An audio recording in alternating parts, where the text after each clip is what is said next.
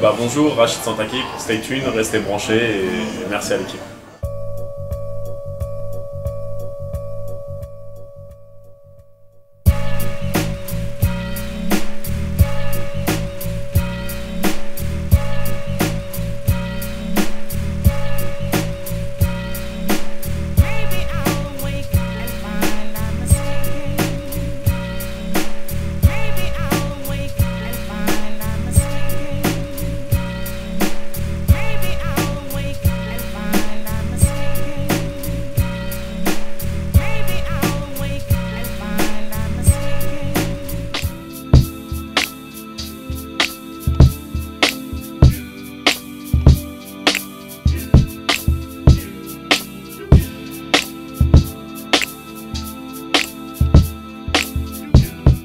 Bonjour à tous, j'espère que vous allez bien. Vous êtes sur Stay Tuned, bien évidemment. Nouvelle émission, voilà, nouvel invité. Rachid Santaki, comment vas-tu? Ça va, merci. Et La toi? forme? Bah écoute, ça va. Après 8 ans, on se voit enfin en réel. Après 8 ans 2002. 2002? Ah putain, Ouais, mais toi, t'as les dates Époque.fr. exactes. Bah non, parce que je sais quand s'est arrêté le premier magazine, donc je me souviens. Donc ouais, Rachid, ancien éducateur sportif de Thaï. Ouais, exactement. Voilà, donc tu as fondé le magazine Five Styles. Exactement. Avant, il y avait le site hiphop.fr. Hiphop.fr que j'ai cofondé avec Stéphane, DJ Whitelock et il y avait aussi Urban Hack dedans. Donc on était plusieurs et c'était ma première expérience, on va dire. 2008 sort un premier essai. Exactement. La petite cité dans la prairie. Exactement. Et là, on est en 2011. Voilà. Un polar. Voilà. Les anges s'habillent en Kaira. Exactement. Comme par rapport à ce que tu viens d'expliquer, j'ai commencé par le net, à faire des chroniques sans vraiment être pointu. Et puis au fur et à mesure, j'ai bossé sur le projet Five Styles qui m'a enrichi parce que j'avais une rubrique mec à l'ancienne. Ouais. De mec à l'ancienne, je me suis dit, je vais essayer d'écrire. J'ai fait La petite cité dans la prairie, qui était effectivement, on va dire, un premier livre. C'était pas un roman, c'était un récit, donc on peut dire que c'était un essai. Et puis après ça, je me suis dit, je vais me taper un délire. J'avais vu Engrenage, et quand j'ai vu ce que faisaient les Français, en l'occurrence Canal, je me suis dit, moi qui suis derrière l'écran, je vais leur montrer que je suis capable de faire un polar, mais avec l'angle de la cité. En combien de temps on écrit un tel livre? Je réussirais pas à te dire en combien de temps. Je me souviens juste que l'idée a commencé été 2008, pas longtemps avant la sortie de la petite cité, qui sortait en novembre. Et j'ai commencé à bosser sérieusement dessus. L'idée était déjà là, mais j'ai bossé sérieusement dessus automne 2008 et j'ai dû mettre un an et demi avec 4 réécritures. Parce que c'est basé sur des faits réels, en fait. Parce que je veux dire, il y a des références à des gens que tu connais réellement. Après, bon, t'as changé quelques noms. En fait, alors pour vraiment être précis, j'ai fait un peu comme un styliste. C'est un patchwork, c'est une mosaïque que j'ai fait. D'accord. La mosaïque, en fait, à la limite de t'inspirer de gens que tu connais. Par exemple, en l'occurrence, celui que je cite souvent, c'est Jérémy dans le livre, qui est un boxeur. Ouais. C'est l'histoire de Grégory Choplin que j'ai romancé. Mais en gros, on retrouve un peu beaucoup de choses communes par rapport à son parcours. On n'a pas fait d'entretien. Je connais bien sa live, donc je l'ai intégré dedans avec dans le même esprit, on va dire avec le même angle que pour les autres personnages. Donc en fait, finalement, c'est une espèce ça va peut-être pas être clair pour les téléspectateurs, mais en gros, j'ai fait une espèce de mosaïque avec. Tu fais des essais avec des matières, tu vas faire un nouveau vêtement, là mes personnages, c'est une mosaïque de personnages qui sont différents des uns des autres, qui existent ou qui n'existent pas, mais je m'inspire de telle ou telle personne et puis que j'ai réuni dans cet univers et après j'ai monté cette histoire. J'ai une anecdote un dossier qui était marrant. Pendant longtemps, je n'osais pas en parler. Je me suis dit, je suis un ouf. En fait, quand je devais avoir 14 piges, ma mère nous avait donné des sous pour, genre Noël, on avait des sous pour s'acheter des trucs. Ouais. Donc, je suis l'aîné. Et j'avais mon frère d'un an de moins que moi et l'autre 3 ans de moins. Ouais. Qui, je sais plus, avait acheté soit un jeu de société ou un truc comme ça. Et moi, je suis parti acheter, je crois que c'était des G.I. Joe. J'avais 14 ans, tu vois, donc c'est bizarre un peu pour un mec de 14 ans. Ouais. Et en fait, je les avais achetés et chez moi, tout le monde se disait, mais il est ouf ce mec. Et en fait, je faisais des scénarios avec. Tu vois, je montais des histoires épisode 1, tu vois, c'était pas jeu. Donc tu étais déjà un petit peu dans ce délire-là. Mais à l'époque, mes refrains me disaient, mais t'es un fou, toi, t'as 14 ans, t'achètes des G.I. Joe. Et c'est en discutant lors d'interviews que je me suis rappelé de ça et je me suis dit en fait c'est marrant cette fibre de vouloir composer avec voilà des jouets et que c'était pas forcément de mon âge, c'était pas sur le principe des jouets en eux-mêmes mais c'était de monter un univers, de monter un scénario. Donc quand tu regardes le livre c'est un peu ça, c'est que j'ai pris les G.I. Joe ont évolué, j'ai des êtres humains autour de moi, je les ai réunis dans une histoire et je les ai mis voilà, j'ai mis ça de manière assez sombre avec un angle, un univers qui est Sunny et même on va dire un personnage. Et donc voilà. Sunny, c'était indispensable. Ouais, parce que Sunny, en fait, c'est l'essence même du livre. Ouais, exactement. Sunny, et c'est même, je pense que ça pourrait être, je pense que Sunny, ça pourrait être entre guillemets la ville de ma carrière, parce que tout à l'heure tu disais j'étais éducateur sportif, j'ai découvert la boxe thaï à Saint-Denis, j'ai découvert la vie aussi à Saint-Denis, puisque j'ai grandi à Saint-Ouen, mais j'étais scolarisé à Saint-Denis et j'ai tout découvert là-bas, la mentalité de cité, puisque j'habitais à Saint-Ouen, mais c'était pas, tu vois, grands ensembles, etc. Mais j'ai côtoyé les mecs de Saint-Denis et du coup il y avait une malice, il y a plein de choses que j'ai développées. Donc je me dis que c'est marrant qu'aujourd'hui en fait Saint-Denis finalement peut-être va me permettre d'être exposé. Et d'ailleurs je travaille sur un projet actuellement qui serait des chroniques en fait à Saint-Denis pour un programme télé en fait, une doc fiction.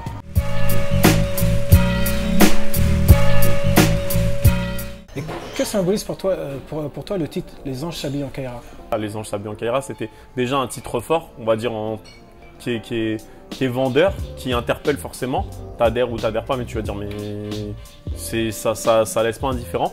Et après derrière ça, le titre, si tu décortiques Les Anges s'habillent en Kaira, c'est la langue française, elle a évolué. Dans le livre, il y a beaucoup d'argot, verlan, il y a de l'arabe et tout, et ça correspond à la langue française d'aujourd'hui. Et Kaira ne veut pas dire tout simplement le verlan de racaille pour dire genre entre guillemets sauvageon. Ouais. Ou dur ou voyou, ce que tu veux. Aujourd'hui, quand tu viens, tu dis à quelqu'un je suis Kaira, c'est je suis insolent. Donc les anges, verlan de gens, les gens s'habillent, s'habillent, le vêtement c'est une attitude, tu vois. Donc les gens, une attitude insolente, ça correspond juste à la société où aujourd'hui, il faut de l'argent pour exister. D'après les médias, pas que les médias, mais je veux dire une espèce de pensée générale. Voilà. Ouais. On te fait croire que pour exister, il faut être insolent, il faut avoir de l'argent, il faut briller et tout. Et en fait, c'est ce qu'est finalement mon personnage principal. C'est que c'est le roi de Saint-Denis. Tu viens, il y a la légende du roi sans tête à Saint-Denis. Bah, c'est le roi de Saint-Denis, il va être le roi de Saint-Denis. Et donc du coup, c'est un peu ça le message, c'est qu'aujourd'hui, les gens sont insolents, mais c'est juste le reflet d'une société. Et quand tu rentres ensuite dans le bouquin, tu peux peut-être comprendre le sens du titre, mais après ça reste, je te dis, il y a tellement d'angles au niveau du titre que tu peux pas le cerner forcément. Ce qui est marrant, c'est que ce roman-là, ce polar, tu l'as travaillé un peu comme une sortie d'album. Ouais. C'est-à-dire qu'il y a eu un teaser vidéo qui a circulé sur le net.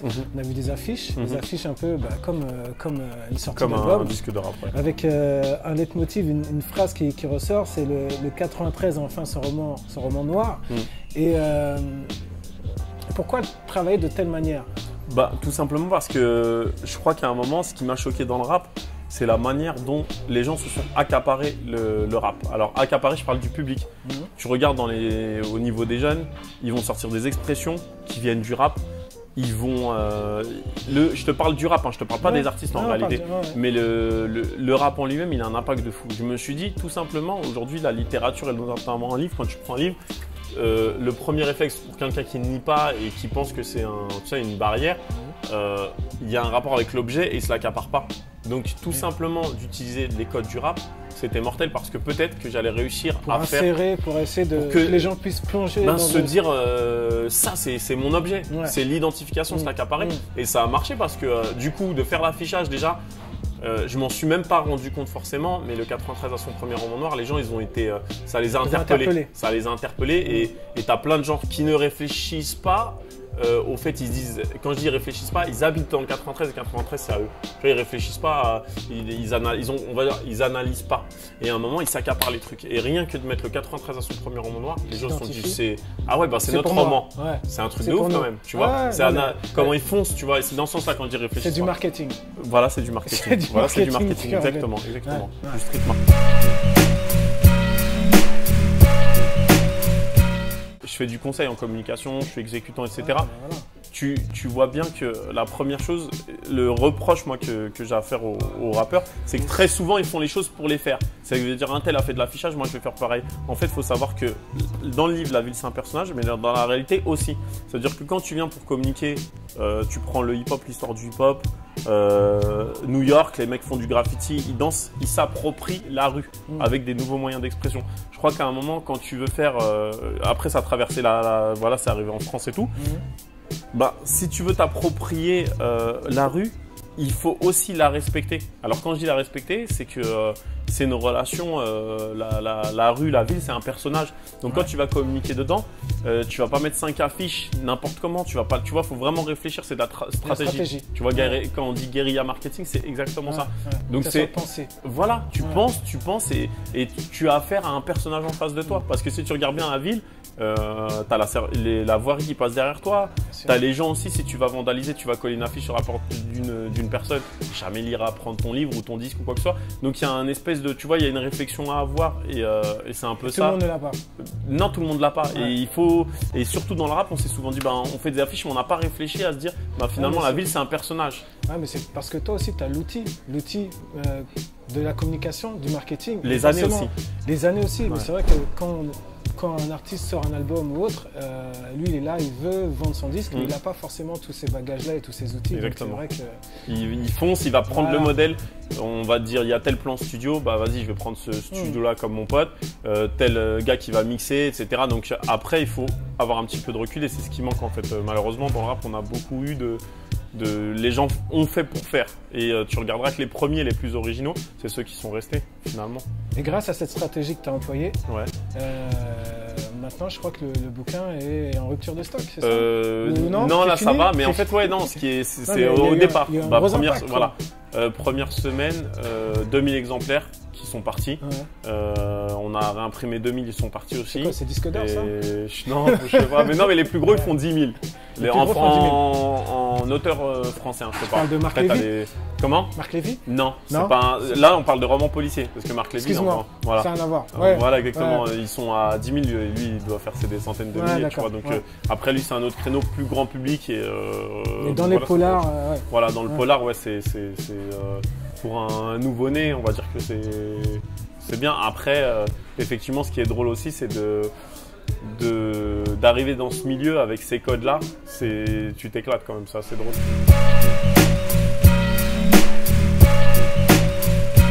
Donc justement, le fait de sortir ce roman et d'avoir un bon impact, ça t'a forcément apporté des choses. Bien sûr, plein de choses. Déjà, plein de propositions en vrac. Le truc c'est que t'as plein de propositions, mais Les Anges s'habillent en Kaira, c'est une trilogie. Là je suis sur la suite pour janvier 2012, déchiffrer des litres, où je détourne encore. Donc je suis dans ma lancée. L'objectif c'est j'arrive dans 3 ans, j'ai fait ma trilogie. Donc ça c'est la priorité. Non mais tu es en train de m'épater là, parce que déjà ce bouquin là, ça fait longtemps que tu m'en parlais, il est sorti et je vois que tout est calculé, tout est... Voilà, c'est exactement ça, c'est ce que souvent les gens tu me connais. C'est impressionnant de voir clac, les choses sont enchaînées d'une manière fluide. C'est pas forcément, c'est pas, je pense pas que ce soit. Non, mais c'est fait d'une manière fluide. Je trouve que les choses s'enchaînent bien. Logiquement. Mais en fait, je pense que ce qui t'étonne, à mon avis, c'est qu'on a souvent affaire à des gens qui, malheureusement, nous disent je vais faire ça. Et en fait, on voit même pas ça du premier ça. Donc, quand tu dis le mec, il a fait le premier truc. Donc après, voilà, tu dis ok, d'accord, mais je comprends tout à fait. Et après, ça reste. Je pense que aussi, les gens qui se disent je vais faire ça, c'est que tout simplement, ils n'ont pas vu ce qu'il y a derrière ça, tu vois. Oui, il y a du travail. Et voilà. Donc, c'est un peu normal. Mais après, avec l'expérience, si tu es vraiment déterminé, je pense que sur la longueur, tu vas faire en sorte d'arriver à la fin de ton parcours. On reste dans le rap parce que il y a un invité de poids, je crois, dans le bouquin. Oxmo, exactement. Monsieur Oxmo Puccino. Pourquoi un tel choix? Alors, plusieurs. Déjà Oxmo, voilà, on se connaît. Mais je dirais, du point de vue du livre, on va dire sans impliquer le côté perso qui de toute façon c'est indissociable, mais Oxmo c'est pour moi un artiste, un rappeur, mais un artiste qui a réussi justement à être là sur la durée, qui a eu des moments aussi où il s'est posé des questions. Oui. Ouais, et puis à un moment comme où il avait arrêté le rap, il était souvent avec moi. Et à ce moment-là, en fait, on était souvent ensemble. Donc c'est ce qu'il raconte un peu dans la préface. Et que d'avoir une préface de sa part, c'était un beau clin d'œil à la fois au rap, qui est hyper présent dans le bouquin, et puis aussi à notre relation, voilà, parce qu'il y a un moment où on avait, entre guillemets, beaucoup plus de temps. On était souvent ensemble, on parlait de tout et de rien, et aujourd'hui on a du mal même à se parler au téléphone. Donc ça marque, on va dire, un temps, et cette collaboration, c'était prévu sur La Petite Cité. C'est quasiment impossible parce que moi il fallait absolument que je le sorte à tel moment pour en qu'il y ait la suite. Et lui, pareil, donc voilà, on s'est dit sur Les Anges, impossible de se louper. On a beaucoup ramé pour se capter, mais ça a été.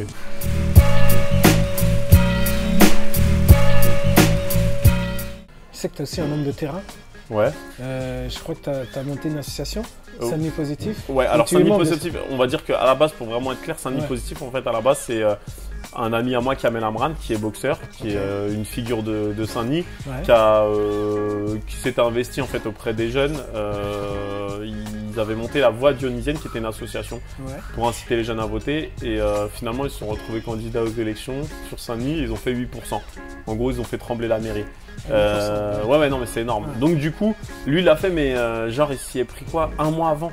Un mois avant, mais tous les jeunes ils sont partis et tout, laisse tomber. Après on avait vu les chiffres et après il y a eu une déception parce que il y a eu récupération politique comme d'habitude. Tu vois, quand t'arrives, tu pars d'une bonne intention et Kamel Amran, que je considère comme mon frère, qui est quelqu'un vraiment que j'apprécie énormément, je lui ai dit que ça serait bien de cet effort. En fait, c'est pas parce que les mecs ils ont pas été honnêtes et qu'ils ont fait de la récupération qu'il fallait justement lâcher ça. Donc on a monté cette association Saint-Denis Positif.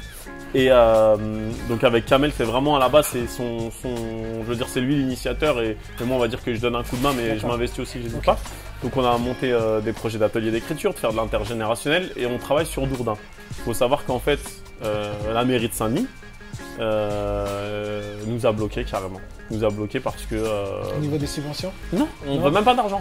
Moi, au jour d'aujourd'hui, je te dis honnêtement, je vais à la plaine Saint-Denis, je vais taper chez SFR, je vais taper chez Gaumont, donnez-moi tant, j'ai besoin de ça. C'est pas un problème d'argent. Ça, c'est pas, j'attends pas de subvention. Ils nous ont bloqué carrément, ils nous laissent aucun espace pour pouvoir faire nos activités.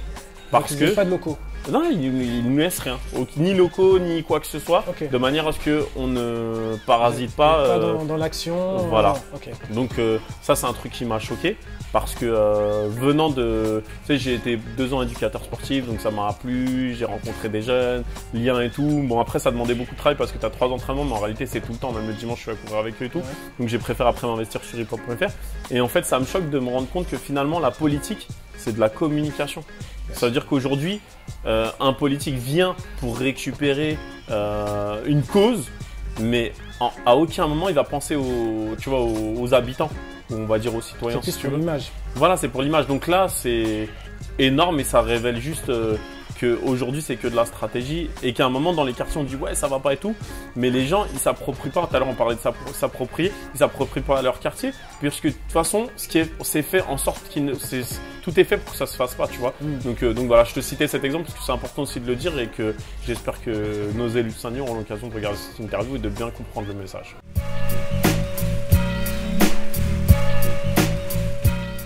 Le syndicat, c'est quoi ? Alors le syndicat, par contre, c'est une association qui, elle, n'a pas de problème avec des locaux. Donc en fait, c'est une association. Quand j'ai écrit le livre, je me suis dit que ce serait bien j'ai pas besoin de reconnaissance parce que quand j'avais monté Faisal, j'ai gagné le prix Espoir de l'économie par la Chambre de commerce de Paris. Je suis franco-marocain, ma mère est française, mon père marocain. Le Maroc m'a élu parmi les 50 qui feront le Maroc de demain. C'est ça que je voulais savoir. Ouais, c'est quoi cette histoire de 50 meilleurs ? Alors c'est le magazine tel quel, le magazine économique le plus coté au Maroc, qui a pris les 50 personnalités d'origine marocaine. Et a fait un peu une cartographie de ces Marocains éparpillés dans le monde et éventuellement qui font des choses et qui demain peut-être construiront quelque chose et sont genre un peu comme le monde de demain avec NTM quoi. Et dedans t'avais Ali Badou par exemple, t'avais tu vois plein de gens donc de faire partie de ces 50 personnalités. Bah pour moi ce que je voulais dire c'est que c'était une reconnaissance. Aujourd'hui la reconnaissance je l'ai, donc en tant qu'auteur je viens pas J'ai pas de problème d'ego ou quoi que ce soit.